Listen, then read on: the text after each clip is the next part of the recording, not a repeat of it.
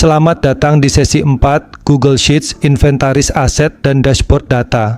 Pada sesi ini, Anda akan belajar bagaimana mengubah pencatatan inventaris laboratorium dari sistem manual menjadi sistem digital yang efisien, akurat, dan siap audit.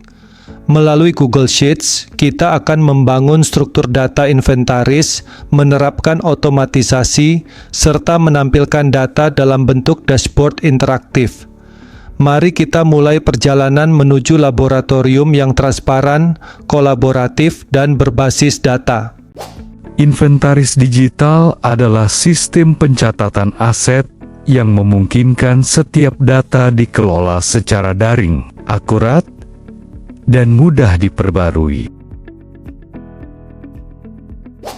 3 prinsip utama yang menjadi dasar sistem ini adalah valid, setiap data benar dan dapat diverifikasi, konsisten, format dan struktur data seragam, traceable, setiap perubahan dapat dilacak. Dengan menerapkan prinsip ini, proses audit dan pelaporan menjadi lebih cepat dan transparan. Pada halaman awal Google Sheets, terlihat beberapa berkas pendukung yang digunakan dalam pengelolaan laboratorium. Setelah file daftar inventaris alat dibuka, struktur utama inventaris ditampilkan. Pada bagian atas lembar kerja dicantumkan identitas inventaris secara lengkap. Pencantuman identitas ini bersifat wajib untuk memastikan kejelasan administratif dan menjadikan dokumen inventaris sebagai arsip resmi laboratorium. Di sisi kanan, tampak fitur riwayat versi. Fitur ini memungkinkan pelacakan perubahan dokumen secara kronologis, termasuk informasi waktu pengeditan. Dengan demikian, setiap pembaruan data tercatat jelas dan mendukung prinsip akuntabilitas. Dalam konteks audit, riwayat versi menjadi bukti perubahan data yang valid, tanpa memerlukan pencatatan manual tambahan. Setelah format dan struktur distandarkan, tabel inventaris tampil rapi dan konsisten.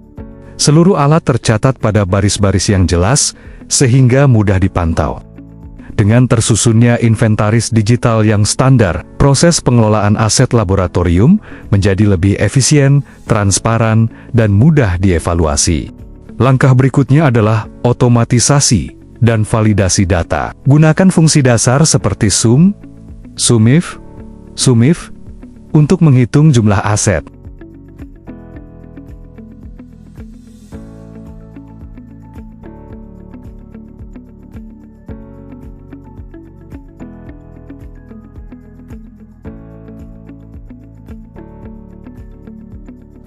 Selanjutnya, data inventaris divisualisasikan dalam bentuk grafik. Klik sisipkan, pilih diagram, dan tentukan rentang datanya.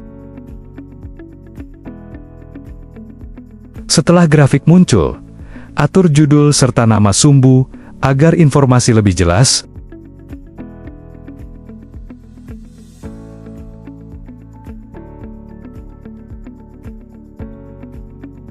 Jika diperlukan, tambahkan garis bantu untuk mempertegas pembacaan data.